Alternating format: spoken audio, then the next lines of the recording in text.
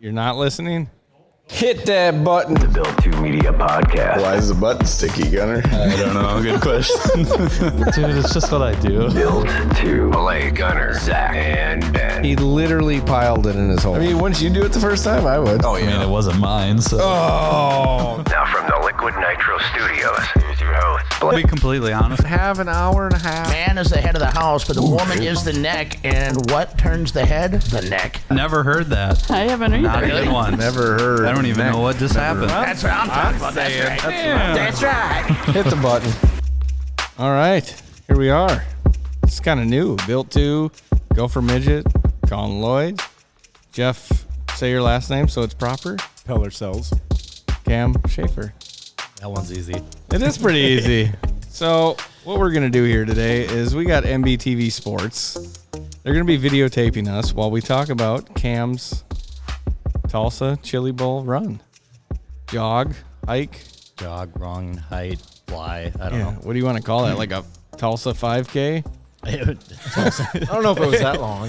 Yeah. Half marathon, pretty much. It was a long week, wasn't It it? was a long week. So Cam Schafer going to be part of the Gopher Midgets next year. Jeff, car owner.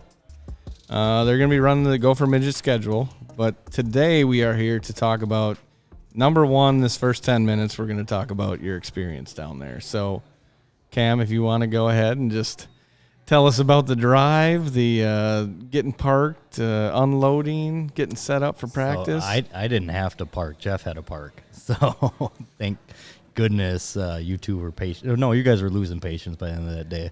I bet. Yeah, it was. Well, it wasn't the parking part. It was the rear end part. Yeah.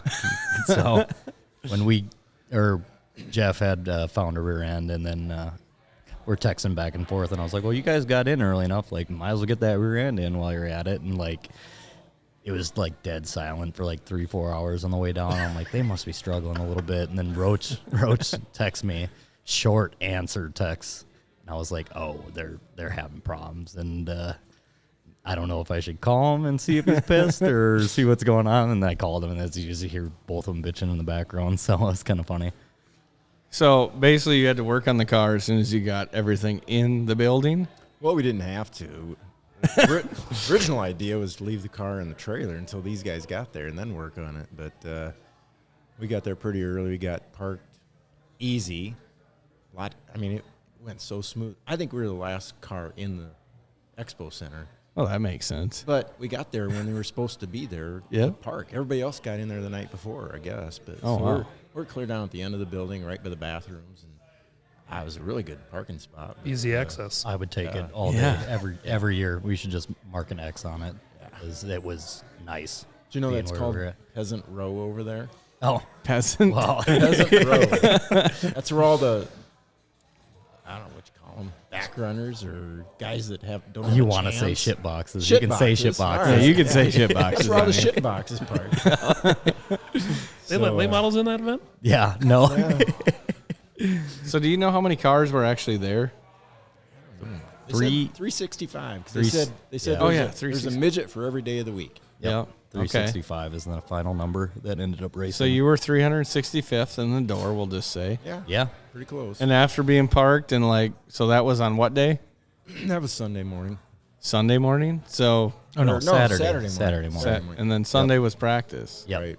Yep. So, practice, how was it?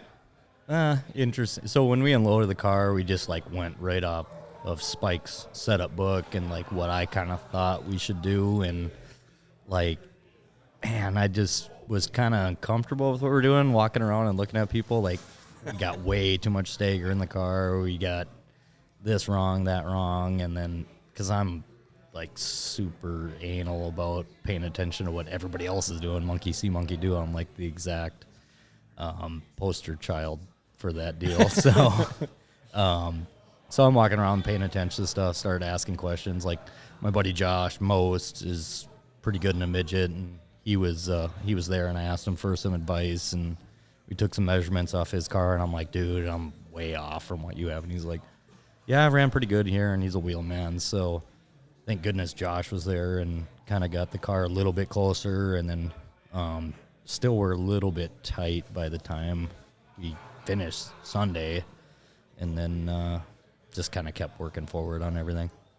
And your first laps in the building, like, I mean, How nerve-wracking does that have to be to know you have to nail, 12 laps of practice? If that. I mean, unless we got 3 unless you're in the session with Justin Grant and you get an extra 6. Yeah. So how'd that work, by the way, just since you brought it up?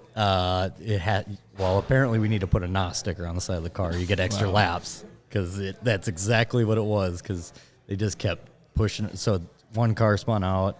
Like on lap 3, they'd spin out. They'd give them 3 more laps. Yeah, they give them 3 more laps, and then Donovan had a small fire. Then they gave him another 5 more laps. And I'm like, you got to be kidding me. So you got 20 laps before anybody's got 2. Exactly. So we got, and then we were this next session after that, so we got shorted on that whole deal. And then we were session number 40, so we were last and first. So we got the worst racetrack, and then we got the slime racetrack because they re-prep in between. You got like the worst of 2 tracks. Exactly. So you didn't get to learn a whole lot, just kind of make laps and essentially see if the car runs and if it feels somewhat comfortable. So You got some good pictures of you leading Emerson Axum and Darren Pittman. A couple of cars. I'll put it on the hero cards. Yeah. And then after practice, so you had to wait 40 sessions, which is about how long? 6 hours. I think we started at noon. Yeah, I think noon. so. Yeah, so it was Oh, jeez. 4 hours, and then we turned around a half hour later and went back out. So we were done early for the day. I mean, that's kind of nice in a sense. It was nice, but it was, You want to learn while you're there. yeah, you want to be in the middle session, so it was Good, a little bit good better. for Scott. 'Cause Yeah. he just started hammering him. Yeah. Oh, the best of the roll-up pictures. So, people like you, they let people drink in the pits, and I was like, obviously. So Scott's with. Yep. So I guess you do all the practicing, and then what happens? I mean, is that it for the day? You got done with your 2 sessions, and you're done. That's it. Sunday's over. Yeah, that for us it was. Sunday was over. We threw it back in the box and took off for the day. So pretty lax actually day. I ended up like I never Well, wear. we changed gears Yeah, a couple times. we changed a lot of gears. The cars are super gear dependent. So like we started asking what Fontana should run at, and we had different opinions on it. So, and we ended up going way too extreme on gear, which was a little aggressive. But 10,900 RPM. I was hoping. Oh, gosh. So Jeff's like, he can't. He needs his readers, and he's like, "What does it say?" And I was like, 9,500. Don't worry about it. It was 10.8, 10.9. I was like, we have to back it down a little bit. I was like, car might feel a little bit better if we kill a little bit of gear. So it was kind of funny. Waiting to catch a push rod or something? Well, yeah. Then we took the valve cover off just to see what's in there because we never really looked. Yeah. We have no idea what this motor is or So- what it's capable of or anything. So Like it's a push rod motor. So push rod motors like generally can only do so much. But yeah, by the time we pulled the valve cover off on it and looked at it, we're like, it's actually a pretty nice piece. Like somebody put some money into it before they got rid of it. So we're like, well, we can turn it a little bit more because the more you turn it, the more forgiving it is. And now, Jeff, on the car owner side, what is it like knowing Cam's got to put together so many good laps to get you guys information on a car that you guys don't know a ton about? well, thank God it wasn't one of us driving it. That's the first thing I thought. Yeah. I'd go in there and I'd flip at the first corner and I'd say, "You guys didn't set that sucker up right." So But, no, it's basically I let those guys kind of take over. You know, him and Roach kind of got their system down to where they know each other and they know what to do, and they just kind of took over and set this thing up the way they thought it should be. Yeah, a lot of work. we're both dictators at the end of the day. So, and I've worked with Roach a bunch, so he kind of gets what I'm talking about, and like Scott can see it too. And then him and I are like watching the same things, like prelim nights, watching race cars go around. Like, oh, okay, there's no stagger in it. Like that's what they're doing. Makes a little bit more sense. And then How much does your notebook grow watching those 4 other qualifying nights before you guys run? how many times did I ask Molly to take notes? Oh my God! Every time. constantly. Yep, I got. Yeah, he's got a computer. Keeps Yeah. it on the computer. Yeah, I keep everything on a tablet, and then I do. I shouldn't shout out Pit Logic because they don't help me out at all, but I use Pit Logic for everything, and like it's 6 pages of notes. So really, really good notes, every measurement off the car, and like that's something to work off of because we didn't have anything before. So it's pretty sweet now. What made you buy a Midget, Jeff? Well, I had no intention of ever buying a Midget, but somebody talked me into it. Yeah. So basically I've been talked into buying a lot of stuff, this racing stuff, it seems like. So once the Gopher Midget schedule came out, you're like, oh, and then somebody called you? Oh, no, it was before the schedule came out. Was it? I think I bought this car last December. I think last December. Oh, wow. So, and It was that long ago? Yeah. Yeah, because you had Holy me man. putting stickers on it. I didn't get it till January. Yep. Because the guy was snowed in out in California, couldn't get it out of there. Okay. So, Fake news. yeah. He showed me pictures. It looked pretty bad. He lived up in the mountains. So. Oh, man. But I don't think this car had ever been run. I think it's been sitting in a garage for 10 years because the tires were all dry rotted and everything. So, Man. Well, yeah, we confirmed that. I think we really confirmed that because the powers. So it's a Fontana. So we put it had a standard power steering pump in it. Well, everything turns in reverse. So you never had power steering in it at Cedar when we practiced it. I didn't when we ran it. We tried everything and it didn't make sense.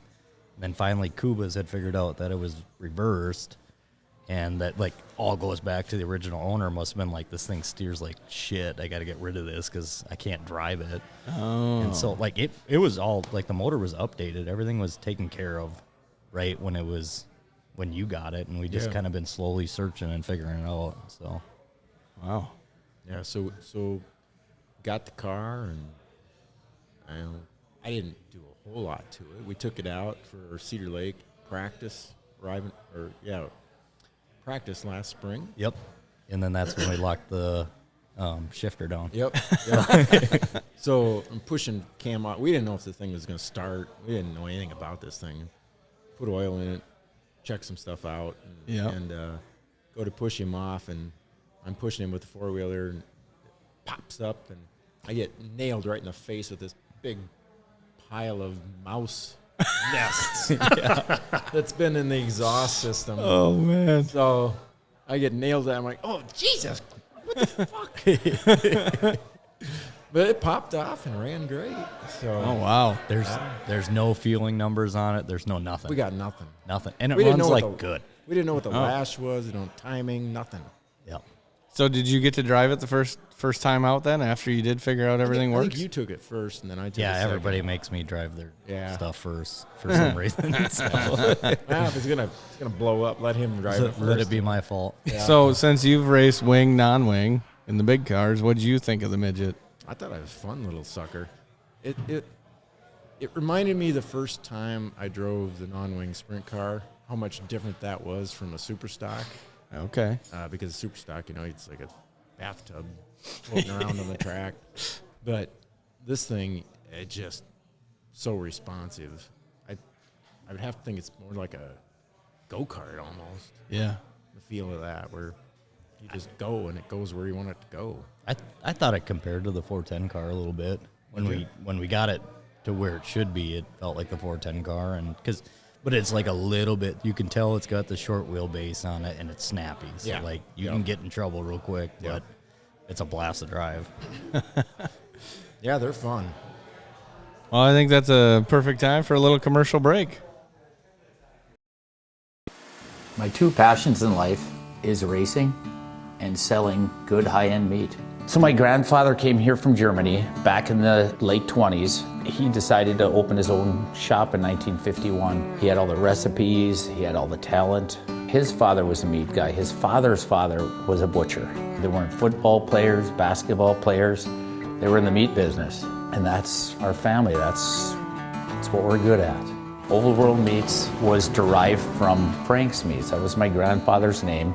I know the quality of my beef is the best because I've purchased it directly from the ranchers that certified Angus beef.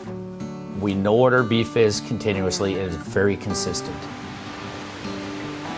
So we're located up here in Duluth on beautiful Lake Superior, just a stone throw off of Highway 61. I've lived here my whole life, and it's where I wanted to raise my family. To be successful, you need to have a talent. And I knew I was going to be in the meat business. I can taste spices, I can pick out flavors, where they need to come in, where they need to stop. So knowing your strengths are important and knowing where you came from.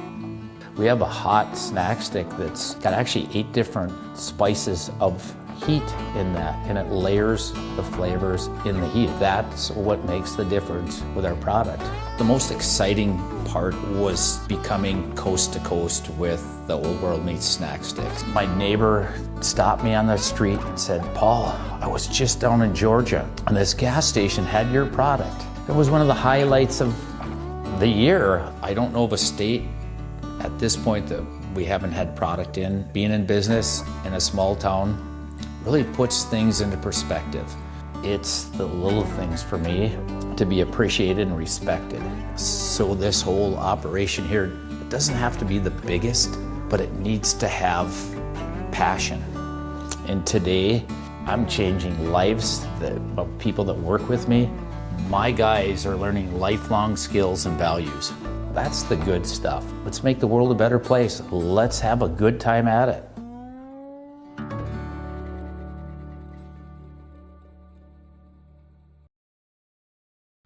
All right, Cam. So getting into prelim night, Friday, right? You had to wait all week. Had to watch almost 300 cars go around the track before you got to race. Oh, kind of. Right. So, yeah, we had seat tickets, so we watched everything, and then we had enough shenanigans on our own to stay busy. But, like, there's nothing to do in Tulsa except for drink and gamble. Right. So half our crew was all about that, and then... Well, it's kind of nice. You got the race on Hard Rock night, so... Yeah, how perfect. It was like they should have put their name on the side of the car by the time we were done there. Should have gave some money back to us. Yeah. Oh, shit. Got a refund ticket. Like, we'll put your name on the side of the car after we're done visiting your facilities. So how'd Friday night go? I mean, how does it start? Put us in Tulsa with you for Friday night. So entry to the building. Like, let's me start to talk there. about the breakfast we cooked. I was and going to everything say, you else. want him to tell about the underwear he put on that day? Or Yeah, what? like socks. That was important. Yeah. Is it left sock first? Is it brown underwear? What? Well, I had to put my Speedwork sweatshirt on because that's like a good luck thing right away. So Yeah. that thing's dirty and ratty. So I did that, and then I don't know, what time did we show up? Like noon? For Friday? Yeah. I brought Yeah. noon. So noon, which was almost early enough, like about perfect timing. And then I don't know, we got everything prepped like Thursday night. I wanted everything like tires grooved, everything taken care of before that, so we didn't have to stress anything on Friday. So it was still like a hurry up and wait situation. Yeah. So we didn't do that much Friday, and then just kind of watched the track and figured out it was going to be heavy and did what we were going to do. And I don't know, it was pretty lax. We didn't stress on Friday at all. We probably stressed more on Thursday night trying to get stuff more taken care of than we had before. Any nerves for you, Jeff, walking in Friday? Well, I think I was probably more nervous than he was. I mean, because Scott and I were down trackside with the crash cart, our wagon. Yep, war wagon. In case something went wrong. And I could tell he was nervous. I was nervous. Yep. I'm thinking Cam must be shitting his pants in that car. And nerves at an event you've never been to, and quite possibly the biggest event that you'll be a part of. I mean, like, what are the nerves for that outside of a regular Saturday night at Cedar Lake? It's amazing. It is really a big deal. I mean, I've been to the World 100, at Eldora, went to the Million at Eldora. This was by far a lot more intense than that. Yeah. I think. Of course, didn't have a car at those events, but it just seems like it's just, I don't know, it's just another level, I guess. I actually, compare it to when we went to Florida. I was less nervous being at Tulsa than being in Florida because you just assume you're gonna get stuck with somebody that's really good, and even a heat race or everything like that. So you just kind of accept it, and like it was kind of a blessing being on Friday, as much as we had to kill time, but learned a couple things about the race car. Learned that no matter what, you're gonna be with somebody that's good in your heat race or B main or whatever, and so you just kind of accept that. Like, I'm the worst person to get worked up because I can get worked up, and I meant just ask Scott and Roach when we went to Florida. Like, I was super stressed out and like this, dude. It was like brain numbing when we went to Florida. Like, I just like tried blocking all that stuff out, and it was ridiculous. And I was actually a lot better at Tulsa than what it could have been. And that was 410 at Bubba Raceway, right? Yep, 410 non-wing. and I was just ripping, just it was not, it was so bad. I'd never been that stressed before racing, and I always get nervous. It's just like natural for me, but I was pretty surprised how unnervous I was on Friday. Just kind of accepted what was going to happen. So maybe being there all week is kind of helpful towards that point, maybe. For sure. That worked out. I'm happy that we just let the Friday ride and got to enjoy the whole week, and then you get to kind of experience everything, and then you just kind of get wore out. You kind of know what's going to happen. So right. I was happy being on Friday. So draw window. Some guys at that event you hear, I want to start in the back. Some guys in the middle. Some guys like the front. Did you have anywhere that you would like to start, especially now looking back at it? Is there somewhere you want to start? Looking back at it now, I would have liked to start like front row, because it was so hammered down in our heat race. Because just if you hold, like the way they do their points is a little bit more goofier than I thought. So I thought it was like straight up ASCS. It's not their classic +2, -2. No, they do a 1.5 difference. So that 1.5 is like if you start fifth or start fourth, finish fifth, it's better than my 8 to 6. So like mathematician Mike is sitting there doing all the stats and everything, and he's like, we're gonna be probably like right on the bubble of a qualifier, and actually honestly we were 46th or 45th instead of being 40th. So just because they did their math a little bit differently, it was whatever. So I would definitely take like starting first or second row again before what we did. That's what I said going in. I said I want him on the front row, because then he's not going to hit any shit that happens in front of him. Yep. And starting where we're at, and you just, like, same thing. Yeah, we were just talking about this. So, yeah, Balicki just took a tumble right on the first lap, and it's like you might get caught up in that stuff, so you just don't know about it. So then the heat race, you started 8th, right? Was it 8th or 9th? It was 8th. I wish it would have been 9th, because if that car would have started, we would have got +3 then. Yeah. But he pulled off right away. So, started 8th. How'd the race go? Where'd you end up? Not good. I accepted one guy blowing up and one guy wrecking. So, just got stuck in line. I started right behind Darren Pittman, and I iron horned him right away too. Yeah, everybody kind of checked, and I didn't check on Darren, so I just smoked Darren. Try that new Alter Shield. Yeah, I was like, make sure it's good.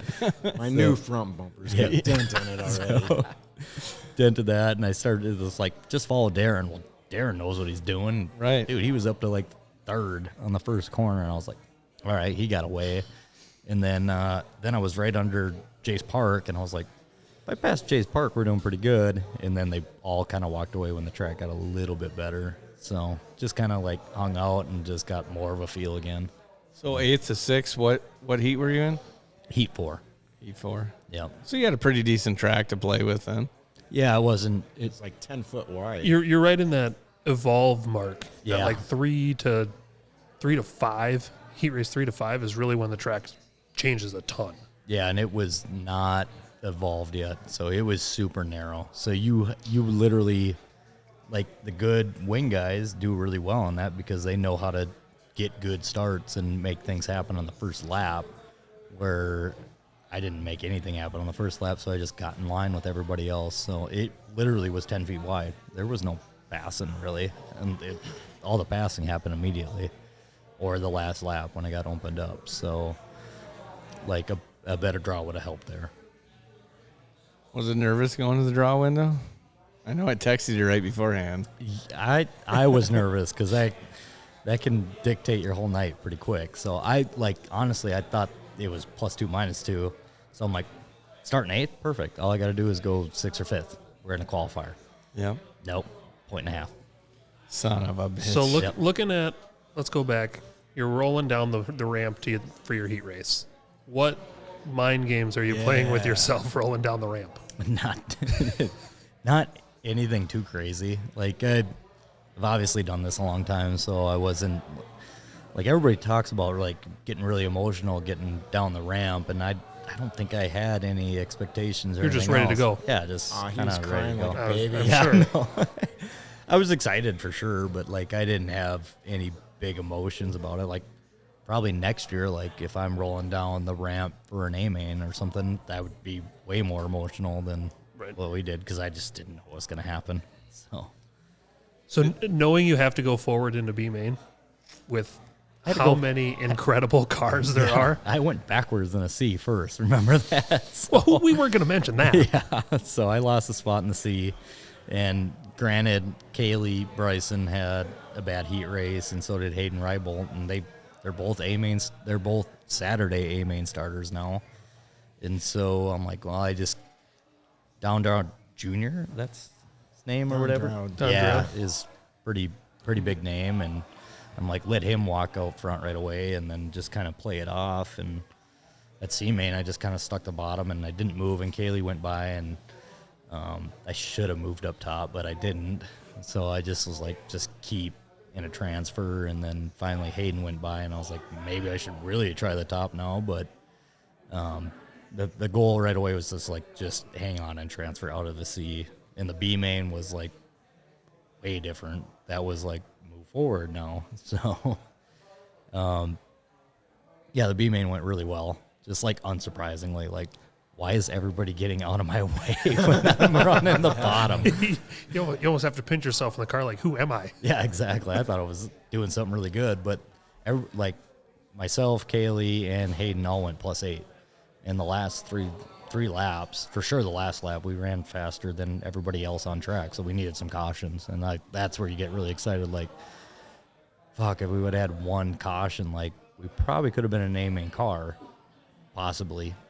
You never know there. So, but even in the big picture, that B main is still setting you up for Saturday if you don't transfer. Yeah, because so I mean, every that's the hardest thing for me to like put in my head if I was in a car is like every time I'm on the track, it means something for Saturday. Yeah, you always want to move forward every single time.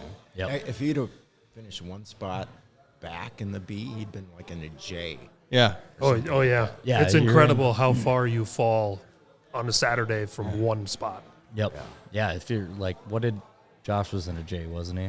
Yeah. So they had motor troubles, and he ended up in the back of a B. He started in the front of it and ended up in the back, and like he was in a J. So your B main is a big decider, and like moving forward help, because nobody in our group was waking up before Monday or before noon. Sorry. And you just transferring out of the C helped your Saturday by 4 features or whatever. I mean, that's Yeah, big time. So, like, an F isn't a bad place to start, really. It had to be pretty damn cool, though. Like, you were literally one spot away from transferring into that A. Yeah. No, it's top 4, so I need 2 more. But you were there. I mean, you were there for a couple laps. You were hanging right. Oh, on my F on Saturday or Friday. On Friday in your B. You caught those. You were up those in transfer cars for a little Don't bit there. tell me that. You were. No, that you're thinking the F. Yeah. On Saturday. Yeah. Because on that he started 11th, and he was in 5th.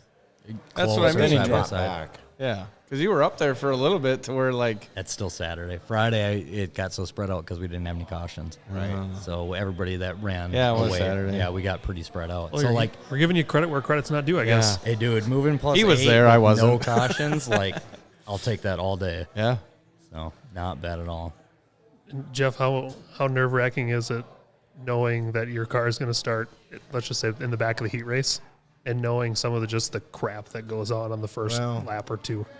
You know, most of the nerves are in that heat race. I don't have a good track record either. Yeah. But in the heat race, we got through that just fine. And so I think at that point, we thought, well, we only moved up 2 spots. You know, we're kind of thinking, okay, well, I guess we're seeing the writing on the wall that we're about an O or P, you know, feature on Saturday or something like So that. you're going to be racing at 10 o'clock. Yeah, so then we get in that B, and he starts moving forward, and Scott and I are, like, whacking each other, like, he got another one. He's going to get another one. That bitch, she moved up. He's going to get her. Look at it. Look at him. They're moving out of his way. He's just going.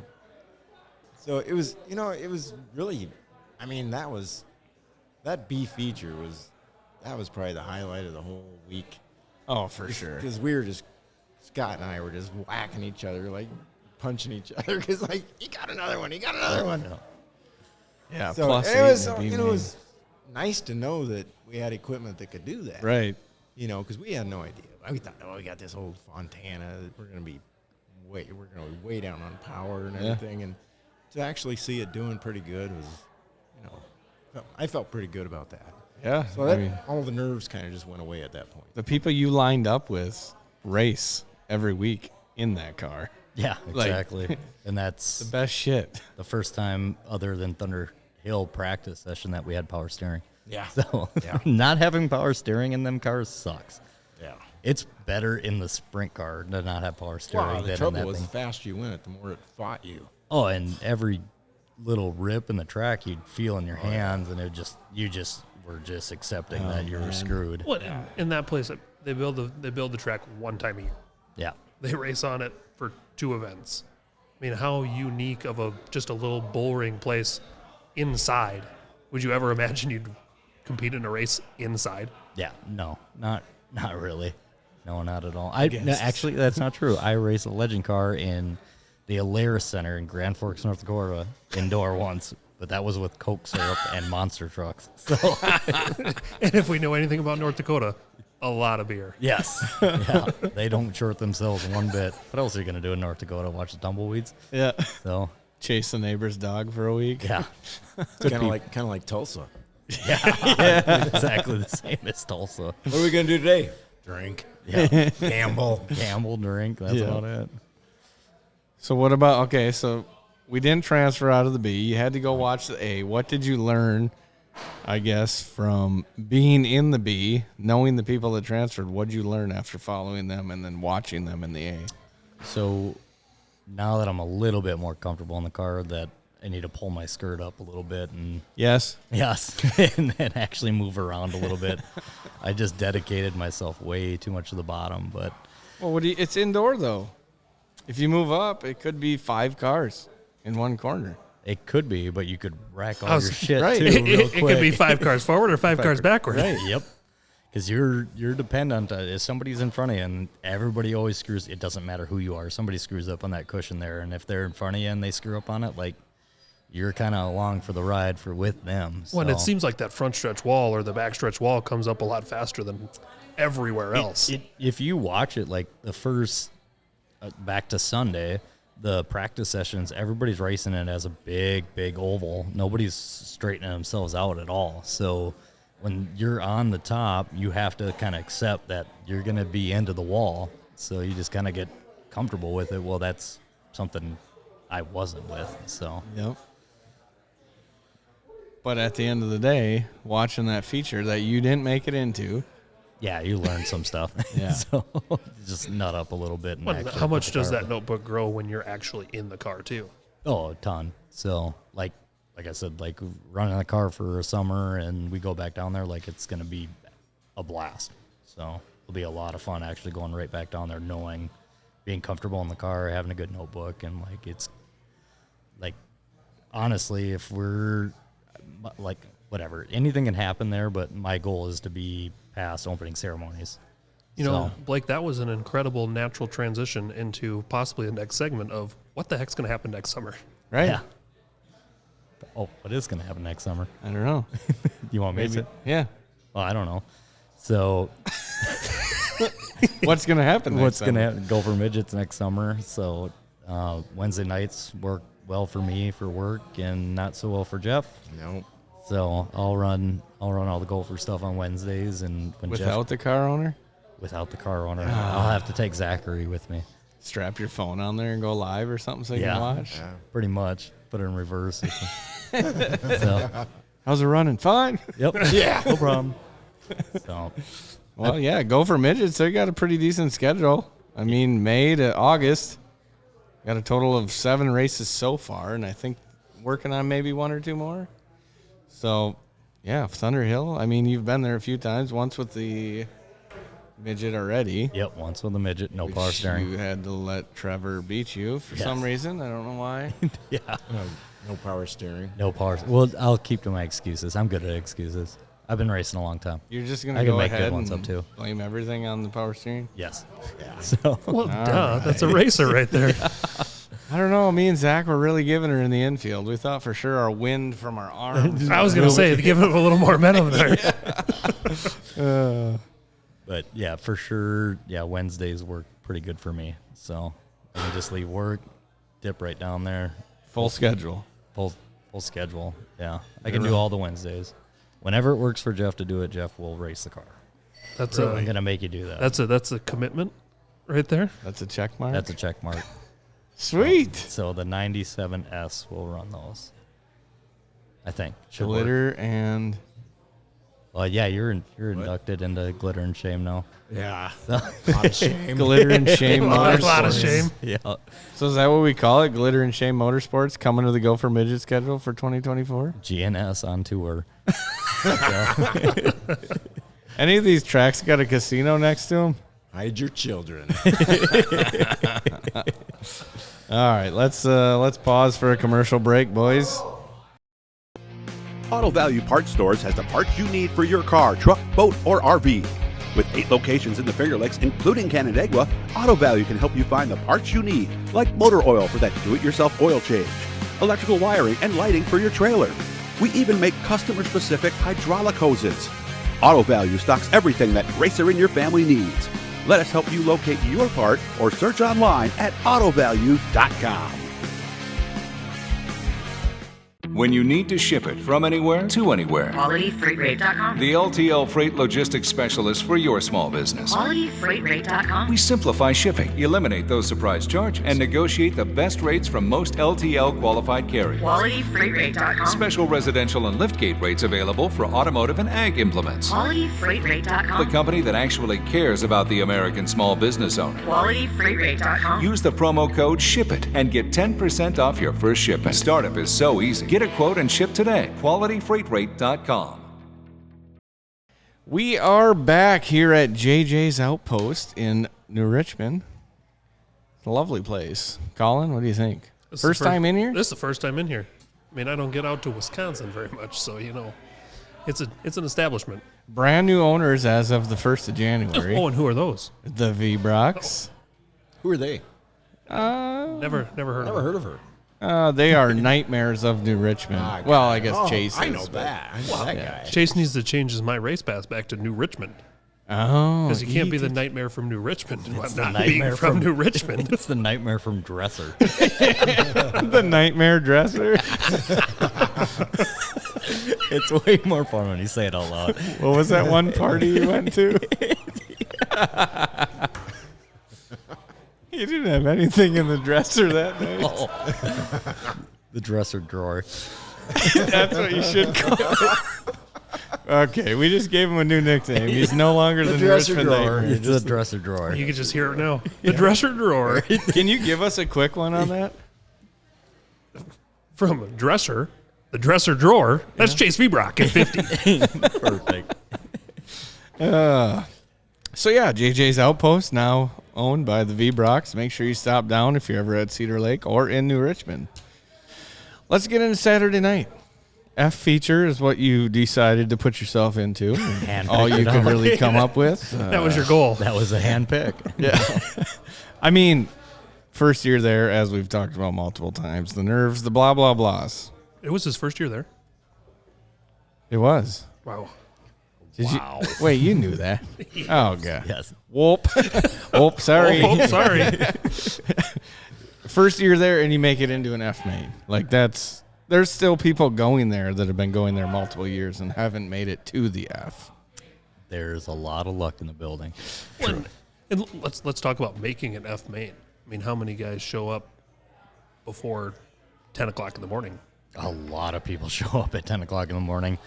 Like, we got to the expo at 11 o'clock, and we were, honestly, we thought we were leaving early to get there. So if the show wouldn't have been moving so quick, like, we would have been plenty early being there at 11, but the show was moving so quick on Saturday. So, like, kind of got up, screwed around, and, like, Molly, myself, and Jeff, like, get irritated not doing anything. Yeah. So we left at 10:30 and got there at 11. Otherwise, we would have been there later. Yeah. But thank goodness we got there early because they were rolling through stuff really quick because it was so cold outside. Oh, how's your mindset, though? Like, getting there at 11 and it's like, okay, they're on this feature. I got 2 hours yet before I even get into race mode.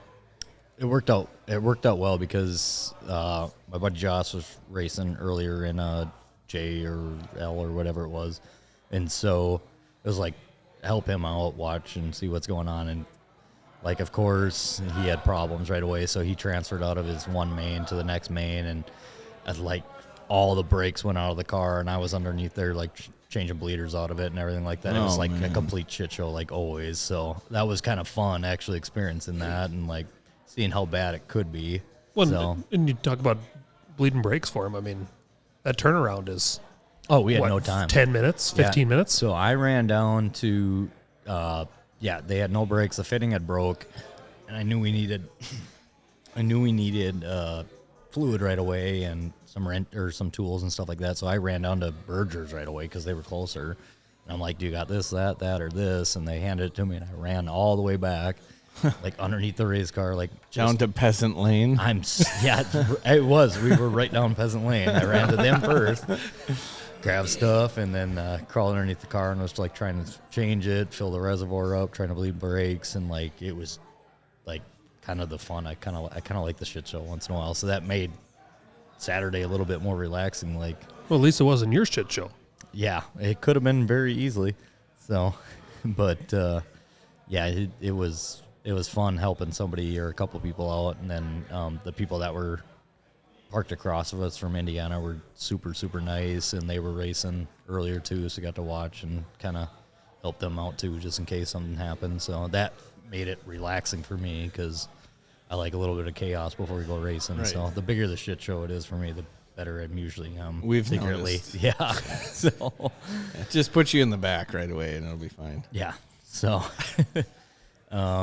So dealt with that right away, and then finally, like, it just kind of comes your time. It almost feels like practice day because you're just kind of waiting and expecting, like, oh, what time do I need to get out? It's not a set time. Like, your prelim night, you kind of know what things are going in order. You're just waiting and expecting. So kind of had everything together, looked at the track quick, and they had announced earlier that they were doing track prep right before us, and then they canceled that, so I ran back and changed the whole race car again, or had everybody change the race car again, and then just was kind of along for the ride from there. So, and the main itself, how did it go?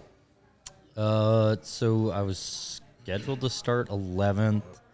I ended up moving up a row because everybody tries wrecking on the first lap, of course. So I started a row. I started 9th.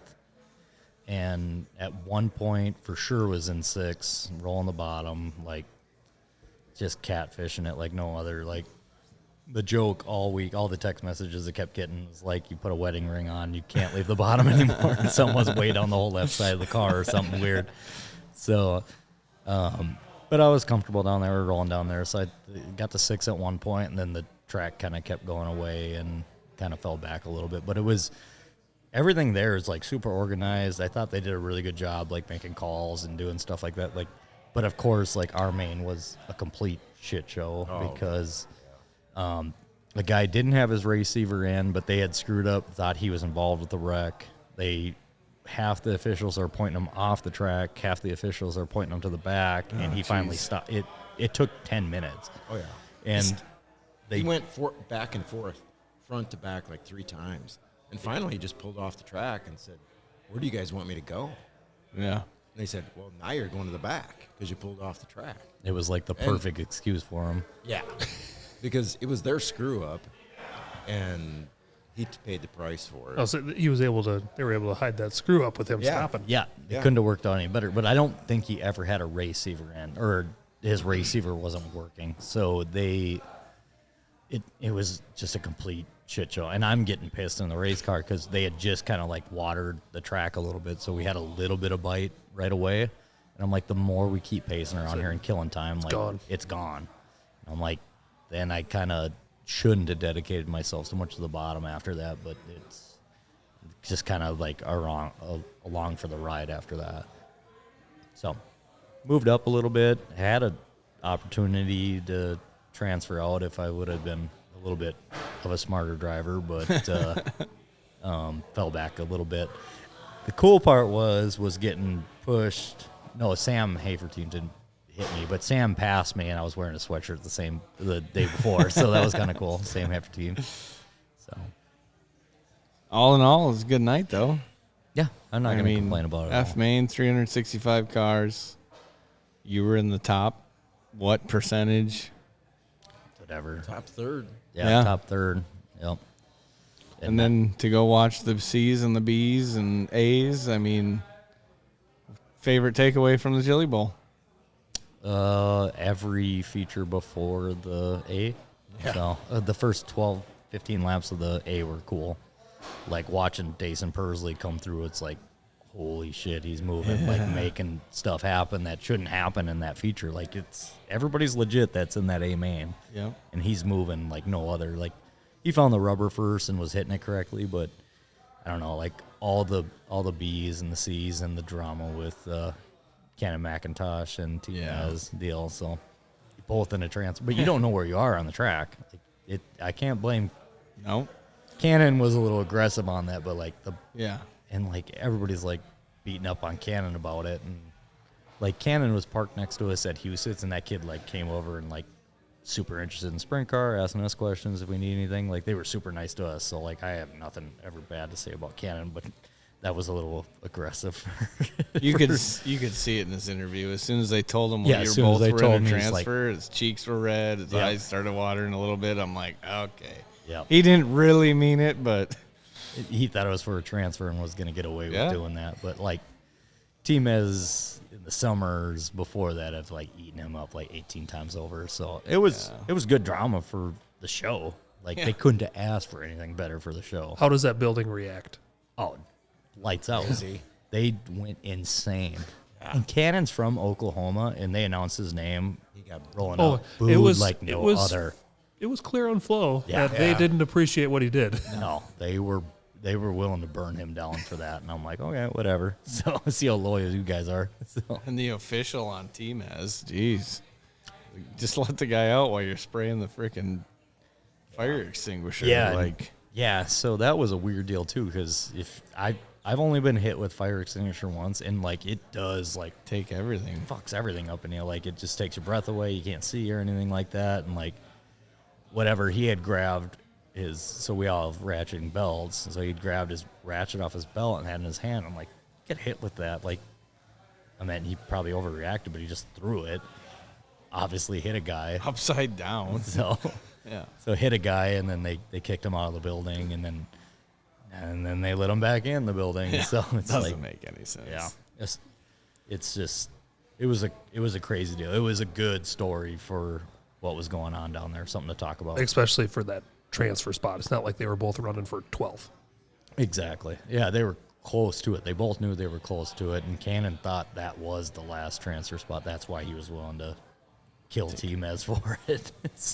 So going into Saturday, a main event, is there any more just intense atmosphere in racing or a sporting event that you've ever seen? That is I don't care what event it is in the country or the world or anything dirt racing, that is the biggest and toughest field to make, no matter what. Like, it doesn't matter what you're doing. There's huge shows all over the country, but there's so many variables outside of your control that have to go right. And you have a really variable racetrack too, and like everybody that's in that feature is legit. and earns their way into it. So that is the toughest, in my opinion, and probably a lot of people, if they pay attention to open wheel or any racing at all, like that is the toughest A main to make in the world. Well, they even said on float, China, Germany, New Zealand, Australia, like full worldwide coverage of that show too. Yep. Like it's not necessarily just the drivers there; it's everybody watching from everywhere. Oh yeah, I can't believe Flo hasn't crashed yet on one of those Chili Bowl nights. Just the amount of viewers. Whatever their server is, like keep hand the cash over. God, yeah. So, no, it's intense. Like it's cool to know that is the best field in the country or the hardest show to make in the world. To be a part of that or witness that is pretty cool. And Jeff, first year as a car owner, going to the Chili Bowl. What's your takeaway? Keith Coons type setup next year, right? Yeah, you bet. Well, maybe we'll just park next to him. Yeah, there you go. Mooch see, off see if you can get in that group. Mooch off his crap. Yeah. I'll take that broken piece. Yeah. That crap you're throwing away, that's better than anything we got. I'll use that tire. Yeah. No, it was awesome. I think everybody that went there I think we all had better time than we thought we were going to have, probably. Yeah. And yeah, all about it. I think I'm all in for next year. Do it again. So do you have that same thought as me? And like Zach said, when he got home, the only way he'll go to the Chili Bowl again is if he's got somebody to help or a car to drive? Yeah, I wouldn't go again if without a car? Cam's not going. Yeah, I don't think I would. Because actually, when you're there, you can't see as good as you can on TV. Right. You don't know any of the background, what's going on, or anything like that. So, actually, to watch on TV is probably better. Yeah. To know what the racing is like, but just the overall experience. Did you guys go every day to watch, or did you take a couple days off? We went every day. We talked about taking Wednesday off, but yeah, we didn't do it. Yeah, you're a racer. Scott and Mike screwed that up. So to me, like, I think you were still ready to take the Wednesday off. Maybe I was okay taking Wednesday off. So, everybody else screwed up the whole schedule. We had a good schedule set, and it all went into plan, but we screwed up on Wednesday. Wednesday was going to be our break day in my mind. Well, for first time there, congratulations, boys. Thanks. As far as the Chili Bowl goes. Well, it's just a feat to make it 5 days or 6 days. Yeah. In its own, and making it home alive, too. So. Car's just as shiny as it was when we left. Yeah, oh, that's kind of nice. Yeah. Don't jinx it yet. So it's not from Roach's house to your house yet. So I can still wreck it on the way, bring it back to your house. Ice racing then? You going to stud the tires? Or? No. Oh, okay. So 2024, now that we're done with the Chili Bowl, 2024, what are the official plans as far as Cam Schafer Oh, me, goes? myself? Yeah. So run the Midget, run all the wind stuff. Brett called me the other day. They have a really good schedule, so excited about that. So I want to ask a question about the win stuff. Yep. Win, W-I-N. W-I-N. Yes. Okay.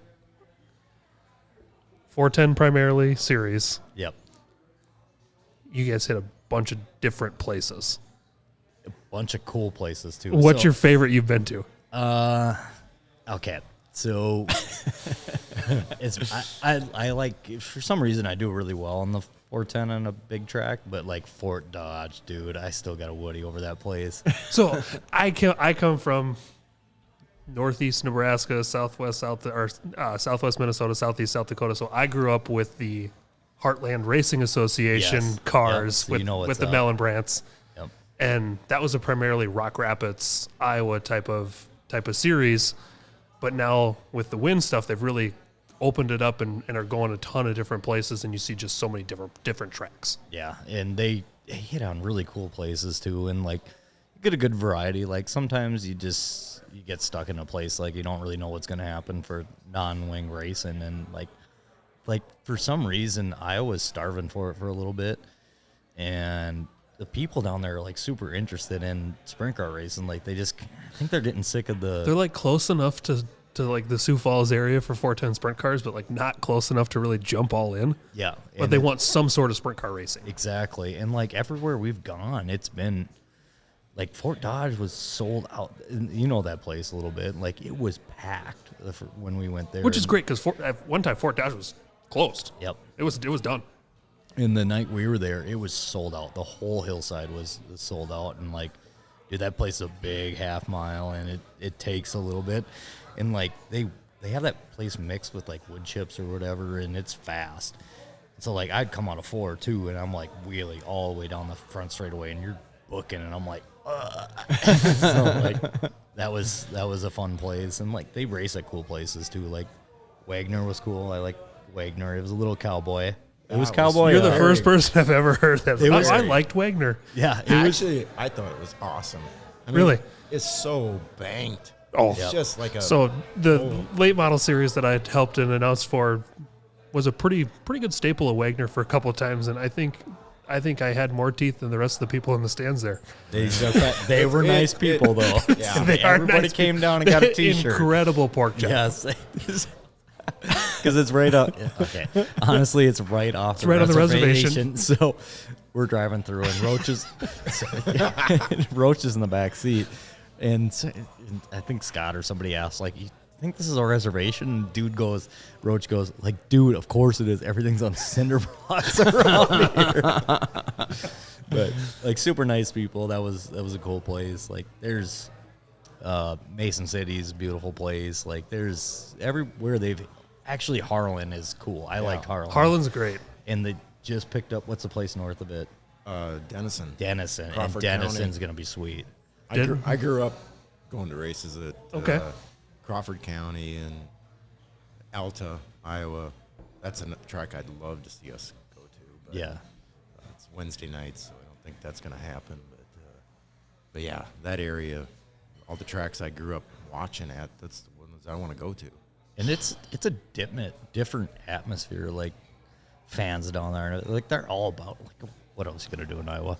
Well, yeah, I mean, all corn. Yeah, so they're all about it. And then, like, everybody's excited. And then they never really seen non-wing sprint cars. They got 1,000 questions. So, like, just the atmosphere of it is pretty badass. And, like, Brett does a great job. So, like, awfully impressed the way that they're promoting it and running it.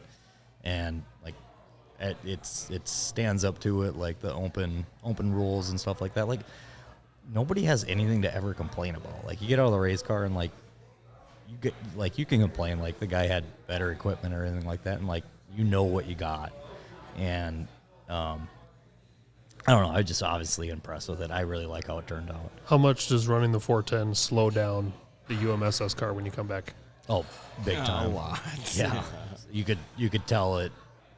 You could tell it the last couple of years that it was, like, super comfortable. You're out there walking the dog in the UMSS car. Yeah, it's a little bit more relaxed, to say the least. Like, honestly, you run it and you get more comfortable at the speed and stuff like that, and you feel different reactions and can make up for it from running that car and getting more comfortable with it. And there's big differences too. Like, that car's so locked down, like, you got to realize that you're momentum racing. Like, you don't have power to pick and choose where you want to go. So, but yeah, slowing down the race car makes a big difference. And so the rest of the 2024, you okay. got the Midget. So 2024 again? I was pumped about their schedule because we go to I-70 first, and I-70 is bad fast. So anyway, yeah, 2024, run that, run Cedar Lake. Just kind of like pick and choose as we go. Yep. So my goal is always to do like 30, 40 races. So up here, that's great. Non-wing racing or midget racing. So super pumped about that. And then you're going to commit to the full Gopher schedule then? Yes, of course. Perfect. So Gopher Check. Midgets. Art. We got May 22nd is a Wednesday, May 29th, Thursday, June 6th, Wednesday, June 12th, and then the 13th they're going to have a Badger Midget, which I don't think you're going to be able to make that one. No, might be out for that one. June 26th, July 10th, and August 14th. So that's going to be a pretty cool schedule too, and hopefully that we get quite a few people, because at the end of the day, what do you guys have wrapped up into your car? Jeff? Well, I would say total right now, with our new frame, probably around 15,000. So you got 15 grand wrapped up into your midget. that you took to the Chili Bowl that you brought back to race with the Gopher midgets. Right. But if Cam, by himself as a UMSS/410 driver, wanted to rent a ride down there, you're talking anywhere from 5. No, if you want a really shitty one, No. 10. Well, Jory paid. That was Jory just paid 5 if you want a bike. Yes. Well, So you rent a Huffy down there for 5. So, okay, 10 grand. Keith Coons is 25 grand. But at the end of the day, you guys got 15 wrapped up, and you got a car you can race all year. Yep. Yeah. We got just minimal money in it, and like it can beat it down there. And Right. like, is it an A-main capable car? Yeah. Probably not. But is it a C or D at best? Yeah. Probably.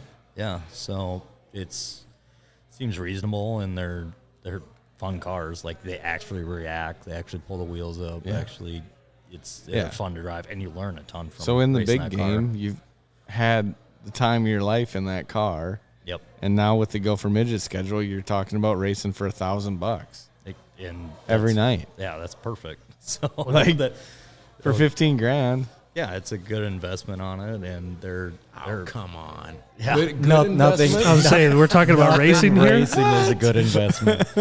My wife and I went over these finances, and she repeated that to me at least 18 times. She was complaining about it, and I played our wedding vows back when she was talking about it. It was his Listen choice here. to get married. Yes. I was like, listen back, you said this. So, but, If you can just phone her friend too. I was Yes, there. I'll yeah. remind her. Yes. So, but anyway, they're a blast. They're actually like the funnest car to race because they're twitchy, they're fun, they raise the front end, and couldn't be more proud to race one. I hadn't really raced one, so this was cool. Well, cool. Yeah, that's the story. I mean, so we're sitting in the stands down there, and there's this old guy sitting next to me, and he says, "What are you guys? I don't recognize you guys, because they usually know the people sitting right next to me." Sorry, let me move. Yeah. So anyway, he says, "What are you guys doing down here?" I said, "We got a car down here." And he says, "Oh yeah, which one?" I said, "Foot and ankle one." He says, "Oh yeah, I know. I've seen that car." He says, "Well, how'd you get into this?" And I said, "Well, this is really our first race ever. And it all started about 3 months ago at a bachelor party. We were all drunk, and Scott says, 'Hey, let's go to the Chili Bowl.' And here we are." Yeah. And that guy just started laughing. He says, "I can't believe you guys are here racing after 3 months of doing this, and you've Yeah. never even raced one of these before." Not physically He racing. says, and the last night he says, "You wouldn't believe how many people I've told that story to already. It's going to be the story of the Chili Bowl." Yeah. Yep. Yeah, that's badass, man. Yeah. Yeah, this all happened at 12:30, 2 o'clock in the morning. It was like 2 o'clock in the morning, 3 o'clock in the morning. There were no lattes involved. There was maybe one. So, It's about the last thing we remember. Yes. Of course it is. It was. But it literally was we just were all bullshitting and brought it up, and they're like, "Oh," and then of course, fucking Scott volunteers all our money away. So I'm like, no. Well, I had told you 4 hours earlier. I was like, "Yeah, we should run around for a year before we go down there." And then Scott's like, "No, fuck that. We're gonna pull our money together. Let's do this. It'll be a blast." So it was a great idea, anyways. It was. I don't want to admit that Scott was right for once. So hate to tell him that. Yeah. Well, we never said Scott was right. We just said it was a great time. Scott It was who? a good time. I'm not gonna give him that either. Terry Labonte. Terry. Yeah. Get your cornflakes. Get your cornflakes. Oh, who's got the milk? Sorry. All right, I have to ask. You were down there for 6 days. Well, basically 7 days. Mm-hmm. 8. Give me the funniest story not at the races. There's got to be one. There's got to be one good one. Oh, okay. Okay. There it is. I'm sorry. This was at the races, but it wasn't during the races. Oh, close enough. So What do you not do down there that doesn't involve racing? These are That facts. is true. So Friday, I get done with my prelim night. Whatever, everybody's having a good time, and I'm like, oh, they actually pay us each night, prelim night. So I'm walking around, and so Matt Westfall is, bigger guy, beard, glasses, and I know Matt a little bit, and I walk by him. I'm like, dude, where do we get paid? He's like, oh, yeah, you just go back by here. It's right by this and that. And I'm like, wait a second. I got a picture for you. So we got Jake Newman was walking by our pit and like Jake beard glasses. And we were like, dude, Mike, it's your brother, Jake Newman. So they get a picture together. And then I had made a snap like, Mike Mueller and Jake Newman. I'm like, Matt Westfall, come get your kids. So I showed Matt that, and he's like, dude, you gotta kidding me. He's like, that's the funniest thing ever. So that was funny. I thought he was dying laughing. He's like, no way. And I was like, every kid that's overweight and has glasses and a beard looks like you. He's like, of course. So it was funny. That was funny for me. I was dying. Jeff, you got any? None that I can repeat here. Okay. Yeah. We can leave that one alone. We'll just take a step back. We had a blast. If you want to have fun, come with GNS to Tulsa. Yeah. Any final questions, Colin? I don't think so. I'm extremely excited to see what this Gopher Midget deal is gonna really be, and just how much midgets can grow in this pocket of the states here. Well, especially $15,000 wrapped up into a car. You're racing for $1,000. 8 nights this year, possible. Yeah, and the more sponsors to bring on it's going to put more money in everybody's pocket. Knowing the background, the sponsors are going to get their money worth. Yeah. I mean, go for Midget schedule 2024. You got 8 races, Wednesday nights, 1 Thursday night. You're staying pretty local, Thunderhill mostly, a couple other tracks, but I mean, the sponsors that help, obviously, qualityfreightrate.com. Old World Meats, you got a sponsor there that's all in because he owns a midget at the same time. All in with all those meat sticks. Oh, man. Bloody Mary is probably one of my favorites. I'm just gonna let they you should know. have those in the pits. I think every driver should have a box. I was going to say, I'm just first drivers meeting, like, we're handing out meat sticks. I think they should. Matt, I mean, you're in the background here. What do you think? When Paul watches this, he should definitely bring us some cases. Paul and all of his meat sticks. Yeah. We got Kevco oil pans, XXX chassis. That'll be a good one. I mean, maybe points fund. Would you race a XXX? Beijing Bullet. Beijing. What else? Yeah. Yes. Auto Value, Chameleon Batteries, and Foot and Ankle Clinic coming in there at the end. So I think they're kind of talking a little bit. Maybe Cedar Lake Indoor Arena. That would be fun to do again because the last time I watched midgets there, I had a concussion. But I was 14 years old in a legend car, but it was badass. It was. Yeah, I flipped my dick off when they brought midgets to the sandbox. And by the way, be careful. The friends you tell that you're going to watch midgets at the sandbox. Doesn't usually work out too well. You got to explain a lot of things. What kind of pervert are you? I'm excited. It's just all the jokes that are going to come with it. It's so good. So the setup sheet on our wall in Jeff's trailer is long arm midget, and I'm like, dude, has anybody ever seen a long arm midget? Never. Yes. So here's. You wanted to know my funny story? Okay, here's one. Oh, the long arm midget really got him strong armed here. We almost had a mascot for our race team. Oh boy, this gal was like 3'10", and for real, we almost had her in our pits. 3'10"? Oh, she was a little tiny thing. I was, and she wanted to come to the races. She wanted to see these. She's never seen these things. Well, hook Mike Mueller up with her. Well, that's what we tried to do. It didn't work. Oh Christ! So yeah, we almost. That'd be so cool. We almost had a little person. Yeah. How's the track look? No, it's a little different down here. Looks good on the bottom. The cushion's huge. Wait a minute, it's only 6 inches.